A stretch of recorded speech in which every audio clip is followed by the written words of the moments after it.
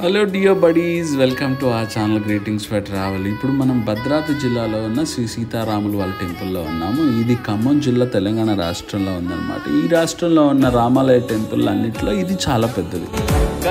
హిందువుల ఆరాధన దైవంగా భావించి శ్రీరాముని ఆలయం ఇది. ప్రతి సంవత్సరం శ్రీరామనవమి రోజున దేవాలయం ప్రాంగణంలో శ్రీ సీతారాముల కళ్యాణం అత్యంత వైభవంగా జరుగుతుంది. సో ఈ కళ్యాణం చూడడానికి దేశవ్యాప్తంగా భక్తులు ఈ టెంపుల్కి రావడం జరుగుతుంది. సో అన్ని దేవాలయాల్లో లక్ష్మణుడు రాముడికి కుడివైపు ఉంటాడు, కానీ ఇక్కడ మాత్రం ఎడమ వైపు ఉంటారు. ఈ టెంపుల్ ఆల్మోస్ట్ 450 years కంప్లీట్ చేసుకుంది. అంటే క్రీస్తు శకం 1674లో ఈ నిర్మాణం జరిగింది. అలాగే 1960లో ఒకసారి రీమోడలింగ్ చేశారు. 2018లో మన తెలంగాణ గవర్నమెంట్ కూడా ఒక 100 crores శాంక్షన్ చేసిందని చెప్పేసి.